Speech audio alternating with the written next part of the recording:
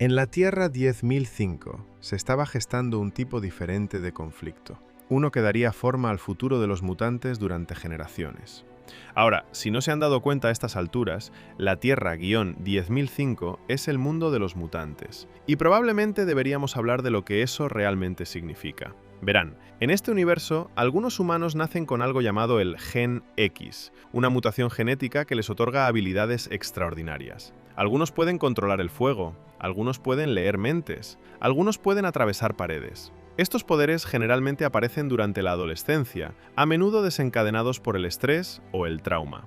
Las personas que portan este gen son llamadas mutantes, y durante la mayor parte de la historia humana han estado escondiéndose en las sombras, temerosos de lo que pasaría si el mundo descubriera lo que realmente eran.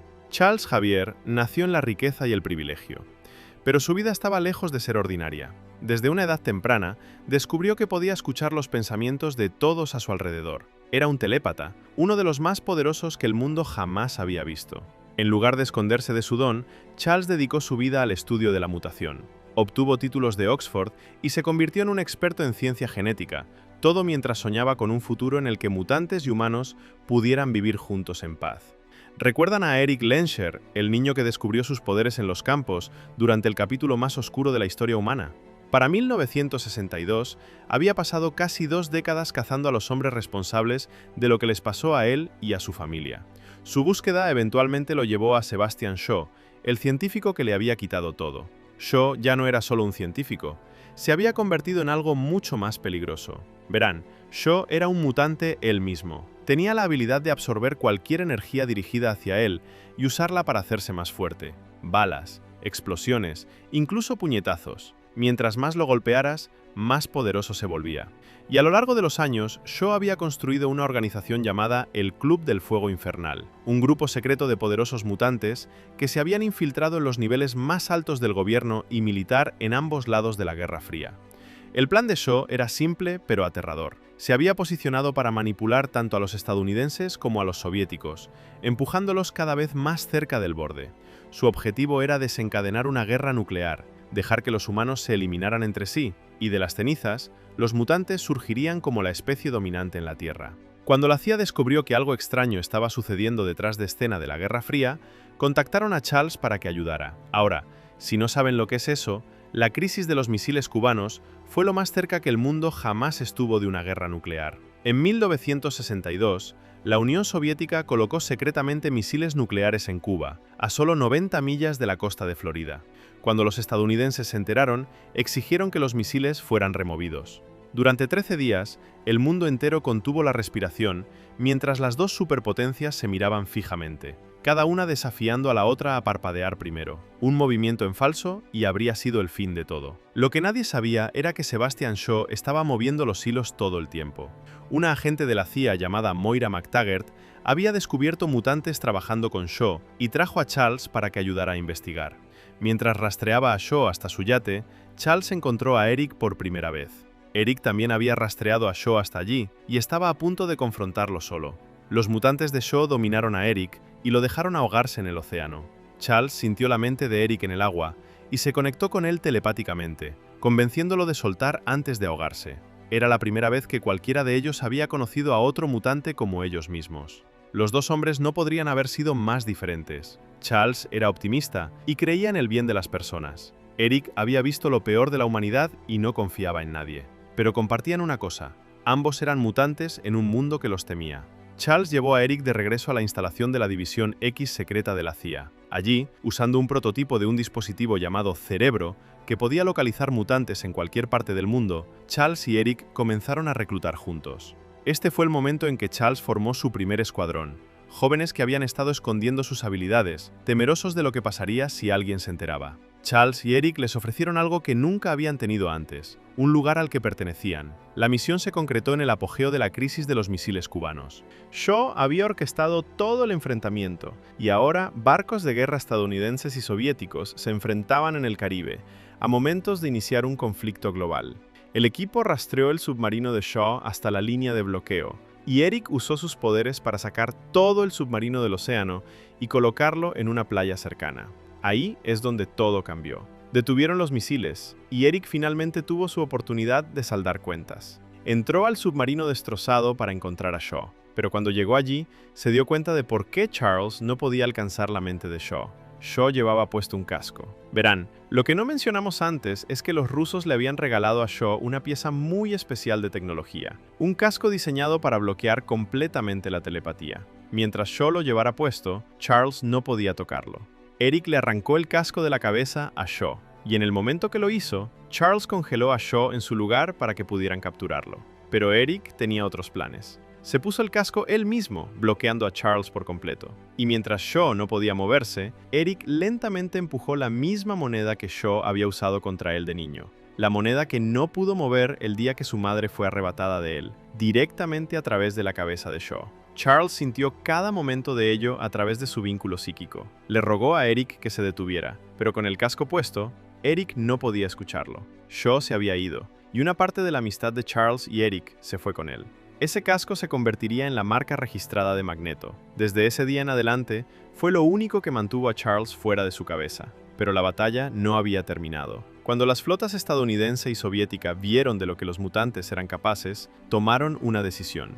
Ambos lados voltearon sus armas hacia la playa, no entre sí, sino hacia los mutantes. Cada misil, cada arma apuntada directamente hacia ellos. Eric los detuvo a todos, sostuvo la andanada en el aire con sus poderes, y luego hizo algo que Charles le rogó que no hiciera. Volteó los misiles y los apuntó de regreso hacia los barcos. Moira intentó detenerlo. Le disparó a Eric, pero él lo desvió sin siquiera mirar. Una de ellas rebotó y golpeó a Charles en la columna vertebral.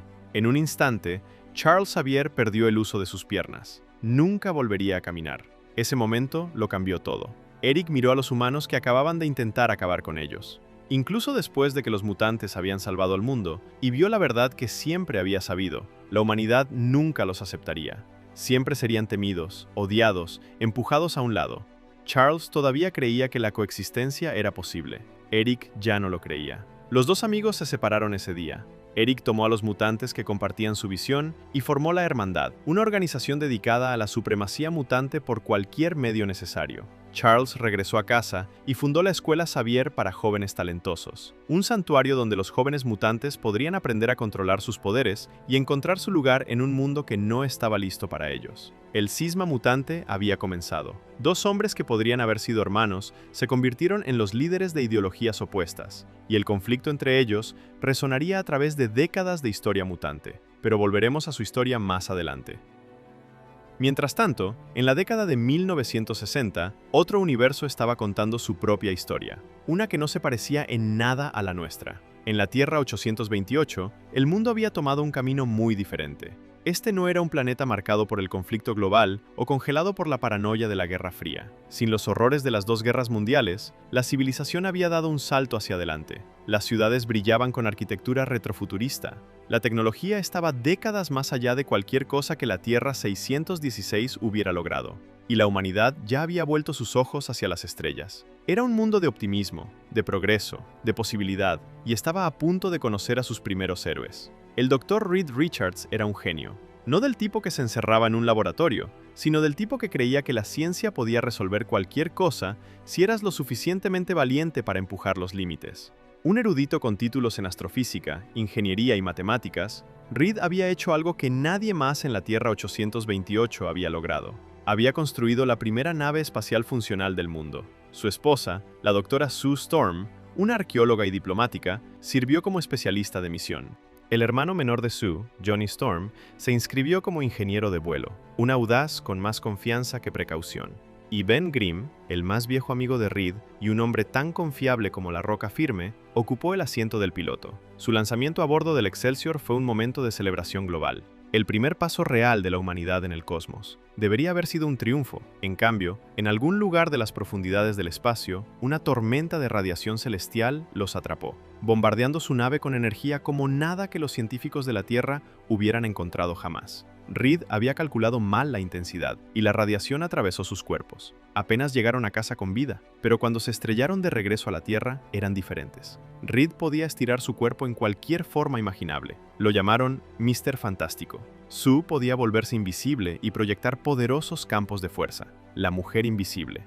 Johnny podía encender todo su cuerpo en llamas y volar, la antorcha humana. Ben recibió lo peor de ello. Y Ben, Su cuerpo se transformó en una figura masiva con piel de roca de increíble fuerza. Se convirtió en la Cosa. No podía apagarlo, no podía regresar a quien era, pero podía proteger a las personas que amaba, y eso es lo que eligió hacer. Los cuatro se convirtieron en los más grandes y únicos héroes de la Tierra 828. Se llamaron a sí mismos los Cuatro Fantásticos y fundaron la Fundación del Futuro, una organización dedicada a la paz global, el avance científico y la protección de su mundo. Los inventos de Reed empujaron la tecnología hacia adelante. La diplomacia de Sue unió a las naciones, incluso intermediando paz con civilizaciones subterráneas. Durante 4 años, fueron todo lo que su planeta necesitaba. El mundo los amaba. Entonces, en 1964, todo cambió. Sue estaba embarazada de su primer hijo, y el mundo estaba celebrando el 4º aniversario de los Cuatro Fantásticos cuando el cielo sobre Nueva York se iluminó.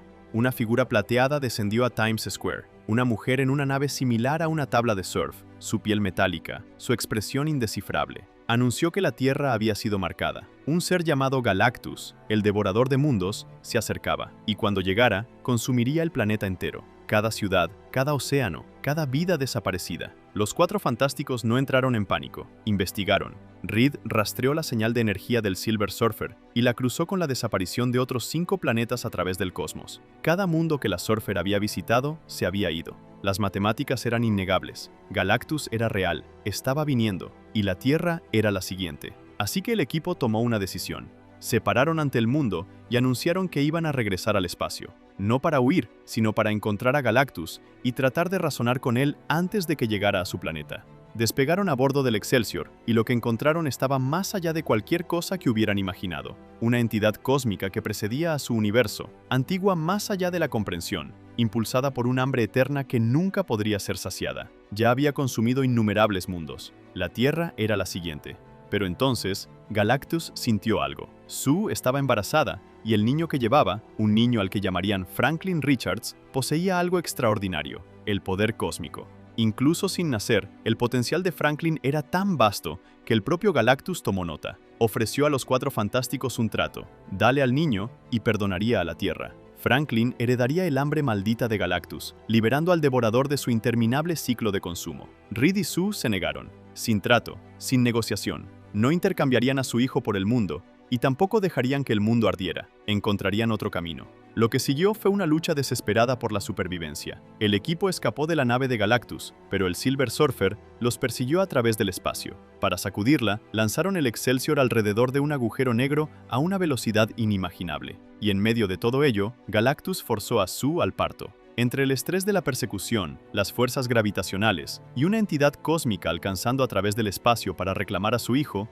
Sue dio a luz a Franklin Richards en gravedad cero, a bordo de una nave precipitándose a través del cosmos con un cazador alienígena en su cola. Cuando finalmente regresaron a la Tierra, tuvieron que enfrentar la verdad más dura. No habían vencido a Galactus, todavía estaba viniendo, y el público, aterrorizado y enojado, se volvió contra la familia que había elegido a su hijo por encima de la seguridad del planeta.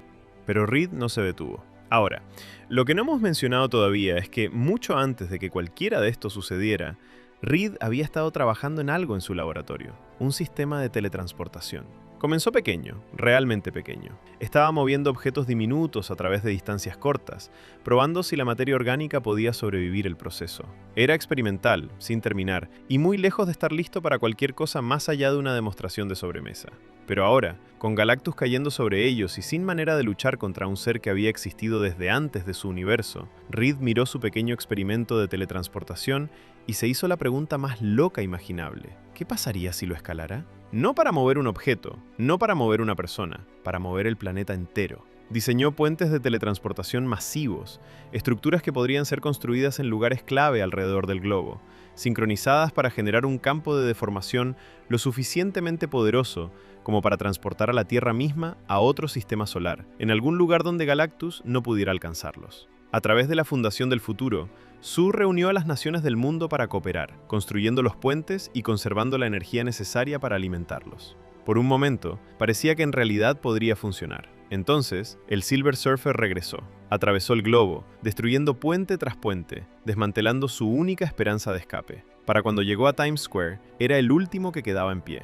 Y aquí es donde Johnny Storm, de entre todas las personas, se convirtió en el héroe que nadie esperaba. Verán, cuando el Silver Surfer llegó por primera vez a Times Square, le había hablado a Johnny en su propio idioma, una extraña frase alienígena que nadie podía entender. Cualquier otro habría seguido adelante, pero algo de ese momento se quedó con Johnny. Se obsesionó con descifrar lo que ella había dicho. Comenzó a indagar a través de transmisiones del espacio profundo que Reed había interceptado, grabaciones que contenían el mismo idioma. Noche tras noche, mientras Reed construía puentes de teletransportación y Sue reunía al mundo, Johnny estaba sentado solo, escuchando señales alienígenas, armando un idioma que ningún humano había hablado jamás. Y lentamente, palabra por palabra, lo descifró.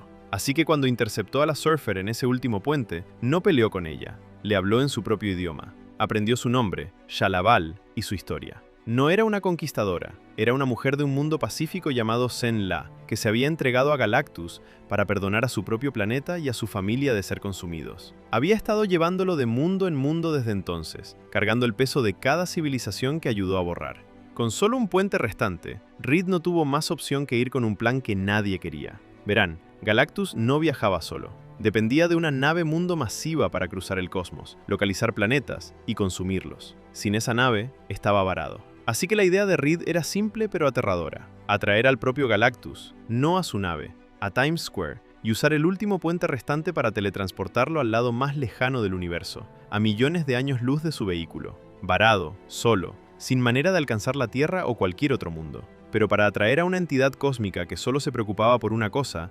necesitaban la única cosa que él quería, Franklin. Usarían a su recién nacido hijo como cebo. Era desesperado, peligroso, y requería que la familia pusiera a su hijo en la línea de fuego, pero era la única opción que quedaba. Galactus aterrizó en Nueva York, talló un camino a través de la ciudad, dirigiéndose directamente hacia Franklin. Los Cuatro Fantásticos le lanzaron todo lo que tenían. Sue se empujó más allá de sus límites, usando sus campos de fuerza para empujar a un dios cósmico hacia el portal abierto. Reed salvó a Franklin del agarre de Galactus. Ben mantuvo el terreno. Johnny estaba listo para dar su propia vida para terminar el trabajo. Pero fue Shalaval quien lo terminó. Johnny le había mostrado la verdad. Reprodujo las transmisiones finales de las civilizaciones que ella había ayudado a consumir, las voces de los mundos a los que había llevado a Galactus. Escuchó sus momentos finales y algo en ella se rompió. Cuando Johnny se preparó para sacrificarse para empujar a Galactus a través del portal, Shalaval lo detuvo. Tomó su lugar. Con todo lo que le quedaba, condujo tanto a sí misma como a Galactus a través del puente de teletransportación y hacia el vacío. El portal se cerró detrás de ellos. La Tierra fue salvada, pero Sue había colapsado. Había empujado sus poderes más allá del punto de quiebre, y por un momento se había ido. Entonces el bebé Franklin, acostado sobre el pecho de su madre, hizo algo imposible. Su poder despertó y la trajo de vuelta. Los Cuatro Fantásticos sobrevivieron. Habían enfrentado algo que debería haber sido el fin de todo, y lo habían hecho como familia. Pero su historia en la Tierra 828 estaba lejos de terminar, y el multiverso más amplio había tomado nota. Pero volveremos a su historia más adelante. Para la década de 1970, en la Tierra 616, el Soldado del Invierno estaba en su momento más activo. Hydra, la organización que todos creían que había sido destruida después de la guerra, había sobrevivido silenciosamente, infiltrándose en gobiernos, agencias de inteligencia e incluso en S.H.I.E.L.D. misma. Y el Soldado del Invierno era su herramienta más valiosa. A lo largo de la Guerra Fría, se movía como un fantasma, desestabilizando regímenes, remodelando el equilibrio global del poder y desapareciendo antes de que alguien pudiera probar que existía. Era posiblemente el operativo más peligroso del planeta, y nadie ni siquiera sabía su nombre. También vale la pena señalar que 1970 es el año en que dos rostros familiares del futuro pasaron brevemente por Camp Lehigh, la misma base militar donde Steve Rogers se entrenó antes de convertirse en el Capitán América, ahora albergando una instalación secreta de S.H.I.E.L.D. Tony Stark y Steve Rogers, viajando atrás en el tiempo como parte de una misión desesperada a décadas de distancia desde ahora, vinieron aquí para recuperar el Tesseracto y algo llamado partículas PIM. Entraremos en por qué cuando llegue el momento, pero solo sepan que 1970 no solo fue moldeado por los fantasmas del pasado, el futuro dejó sus huellas dactilares aquí también. Y hablando de Camp Lehigh, en 1972, algo sucedió en esa misma instalación que nadie descubriría durante décadas. Arnim Zola, el científico de Hydra que había sido reclutado silenciosamente por los Estados Unidos después de la guerra a través de la Operación Paperclip, recibió un diagnóstico terminal. Su cuerpo estaba fallando. Pero Zola había estado planeando para esto. Usando los propios recursos de S.H.I.E.L.D., transfirió toda su consciencia a un sistema informático masivo escondido profundamente dentro de la base.